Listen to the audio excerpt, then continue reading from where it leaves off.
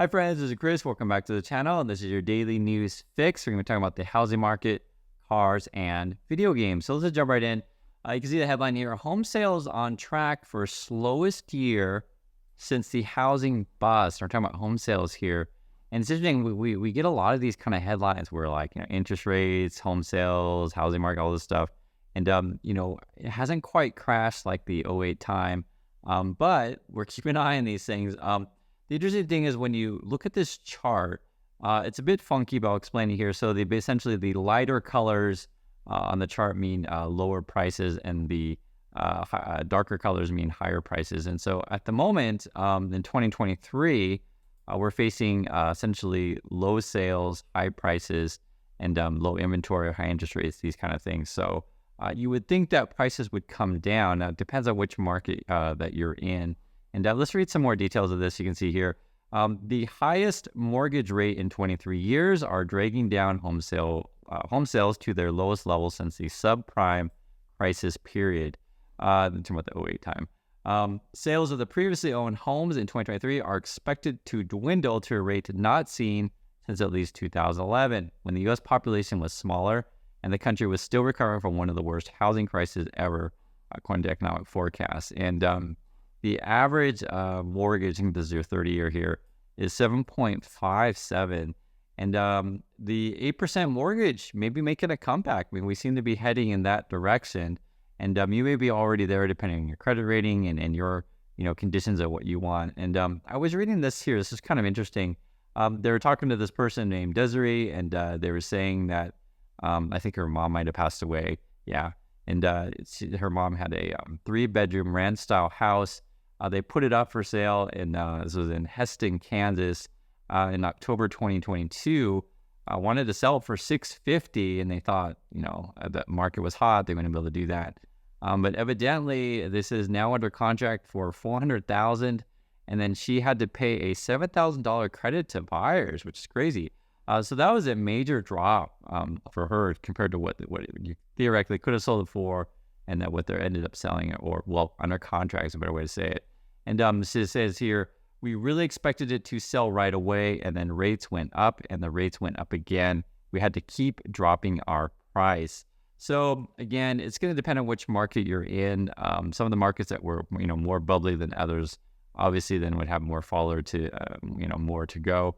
The big ones that I had seen, in the news is like the luxury homes, like really took the biggest hit because they're the ones who could have the biggest to fall, right? Like if you have a home for, well, to say, for example, 300,000, it can't like go down to, like to say 100,000 like that. Like it's not going to drive that much. Whereas if you're just trying to sell a home for, $30 million and, there's just no buyers of that, then you may actually be lowering it to say, 10 million or something like that, which is still a lot of money. I think you guys get my point here. That there will be a point where there will be buyers, right? So it's not like your house is worth zero. It does nothing like that. Also, take a look at some inflation data, which came out a couple days ago. Essentially, it's where it was before, around 3 to 4%. It went up a little bit more than expected. Essentially, fuel is costing you a lot more. And I've been talking about you guys the whole time with this kind of stuff. So regardless of what the inflation data says, it all depends on your particular situation. And sometimes the data is a little bit misleading because, like, for example, and I mean by misleading because of the categories it includes. So, for example, if it says, hey, used cars and trucks are going down in price, but, like, you're not buying used cars or trucks, it doesn't really affect you so much. So I think, like the food, the fuel, your housing costs, these kind of things, this matters quite a bit more. And then interest rates staying elevated is going to cost you more, like on your credit cards and your mortgages, depending on if you're variable and these kind of things. So I didn't mention it in the intro, but Rite Aid actually is filing for bankruptcy, which is pretty crazy. Actually, when we did live in USA, I don't really remember going to Rite Aid. I was looking at this, I'm just telling you. I do see Walgreens around where quite a bit, and also CVS. So I'd be curious if you guys like had a Rite Aid in your neighborhood and you still go there all the time, or if you don't see them either. But yeah, for us, it was CVS or Walgreens. Amazon is getting this space as well. And moreover, I know a lot of grocery stores have a lot of prescription drug kind of stuff, or just that kind of, this sort of store that has your Band-Aids and odd, candy and odd knickknacks. So I guess there's just not enough room for Rite Aid. They have 45,000 employees, so that's quite a bit still. and that will be affected. And then essentially they were facing a lawsuit. We'll read it here. It says, Rite Aid is one of many drugstore chains dealing with lawsuits stemming from the deadly abuse of opioids in the U.S. In March, the Justice Department filed a complaint against Rite Aid and its various subsidiaries, asserting that the company filled prescriptions for excessive quantities of opioids, quote, that had obvious and often multiple red flags indicating misuse. So this is a real problem, and this is unfortunately not U.S. alone. There are other countries that deal with this, like, say, for example, we're in Korea, and they ran a story, I want to say it was like 2 weeks ago, because I work at the radio station, and someone had the story with this, and it was essentially where doctors were either self-prescribing or prescribing this kind of stuff more to patients. And essentially there's always, ripe for abuse when people say, oh, I really need more, can you please give me more? And then you just give it out too willy-nilly. So keep an eye on that. I mean, from Rite Aid's perspective, it's like, hey, sales is sales, but you do have to take some responsibility for these kind of things. And I'll be curious if CVS, Walgreens, or others get in similar kind of trouble with the Justice Department. And Rite Aid, I'm not going to miss it, to be really honest. I don't remember really going to one. So like I said, I'd be curious what your guys' thoughts are. And talking about dying companies as well. This is more of a cultural thing. And I mean cultural because we're talking about Ford. It's like, and the question I pose to you is Ford so paramount that we need it in the USA? Or would you be fine if it went bankrupt? And obviously Ford CEOs, doesn't want that to happen. So he's making the case that if Ford ever were to leave, it would devastate communities. And as you know, the UAW has been on strike, so it's going to cost them a lot more. Here's a quote from Bill Ford. So I think he's like the great grandson of the founder, Henry Ford. So here he says, This is about the future of the American automobile industry. Again, coming from Ford here. And he says, non-unionized car makers, quote, Toyota, Honda, and Tesla, and others are loving this strike because they know the longer it goes on, the better it is for them. They will win, and all of us will lose. So I'm not sure about that, to be really frank. I wonder, well, there's a couple ways you can look at this. I was thinking that, if say Ford workers get paid a bunch more, would workers over at Toyota, Honda, and Tesla start demanding more pay to match, their brethren over at the other companies? Or do they just leave and say like, well, I have a job at Toyota, but I can get triple at Ford, like that kind of stuff. So I'd be curious on that. The other thing is it's funny when they mention these three brands, even though they're non-unionized. Myself, I'm just telling my personal bias, given the choice between a Ford or a Toyota, Honda, or Tesla, I would clearly choose a Toyota, Honda, or Tesla. That's my particular decision on that. So if you guys disagree, you can let me know. But I just the Ford just haven't been great in comparison, in my opinion.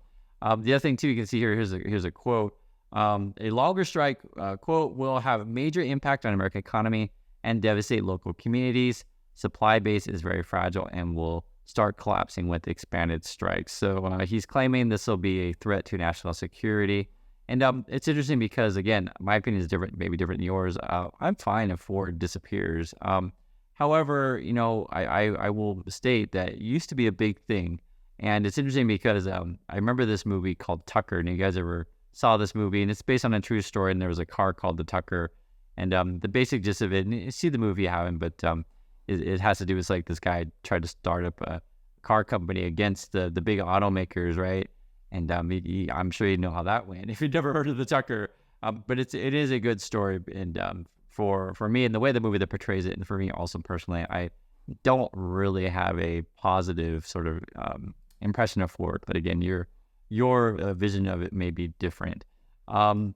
It's interesting because I wanted to put this together with the video game story where Microsoft, I guess they closed the deal with Activision. And, today, in today's world, when I think about great American companies, I think more tech. So your Microsoft, or like your Netflix, right? These kind of things. And with the video game industry, what's really interesting is it's a highly, highly competitive space, but is it going to go the same way as Ford? And this is why I mentioned the Tucker thing, to where these, big companies wipe out the little guy. And I'll explain further as we go through this. So basically, Netflix has video games, which is interesting. And what they're going to do is they're going to use their shows, right? And then they're going to make video games based on their shows. So for example, here, there's like, what if you had a Squid Game, video game, and they're mostly targeting mobile, or like if you had the Wednesday video game, or, Black Mirror. And Black Mirror would actually be kind of an interesting one if they pulled that off. The one thing I would caution though is oftentimes, video games based on IPs tend to not be great. I think it's because the video game company is spending so much money just to get the IP. So like, for example, if you, buy a game based on whatever Lego movie or et cetera, and it's going to depend. You're like, oh, Chris, those Lego movies are great. But I'm just saying, oftentimes a game is based on a particular property or don't always turn out to be great. On the exception though is a really, really popular game though based on an IP would be something like Spider-Man. I think the second one just came out, and those are really popular games. So you never know. I mean, Netflix, they could pull it off. However, I do want to caution, this goes back to the Tucker thing. I do still want to live in a world though where indie games, and this is another movie which was really good. And I make my students watch this movie when I was teaching at university. But basically it was about, just a couple of dudes who want to make their own game and go against the big boys.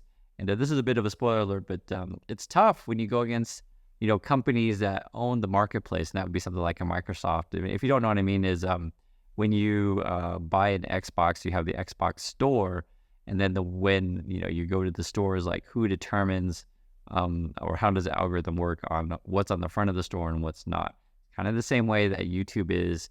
You can be a small creator like myself. I put up a video and it's like, does it ever even show up to people? Like, how does the algorithm work? And that's sort of what the indie game is about. And I also want to talk about video games as well, because when we talk about companies and these kind of things, I think, and this is something where a lot of the games are going, and if you know about this stuff, you'll know, cloud gaming is probably going to be the future. And if you don't know what that is, there's a couple of different ways to think about it. But the big one is you can play games on your phone, but you're going to stream it from either a device in your house or a device on the internet. And what I mean by that is like these days you can rent a PC.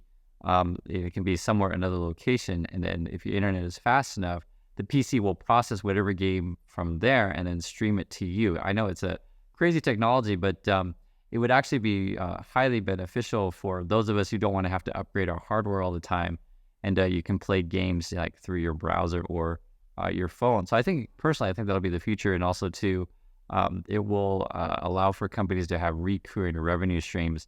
Now, evidently though, Microsoft is making a bunch of deals, and essentially what it is a couple of deals. So one would be licensing rights and these kind of things, or buying companies that do this stuff. So I guess there's like, it's all over. It's like there's a Spain one, there's one in Taiwan, one in the UK, even one in the Ukraine, etc.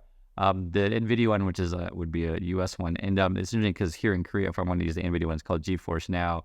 They have a Korean version of it. So if I want to access the NVIDIA US version, I have to use a VPN, and then the VPN would be a little bit slower, etc. Because if we're still like myself, and you guys may be in the same boat, if I want to, and it's not just gaming actually, any number of things. Like if you just want to use a super fast computer from your phone or from your laptop, if you have fast enough internet, you don't have to lug around that hardware. So I think this kind of technology is really cool. But with that said, I do worry about a world where big companies control everything and again push out the little guy. So we'll see. So anyway, that's the daily news. I'd love to hear your thoughts on any one of these stories, and always appreciate your time, and I'll catch you next video.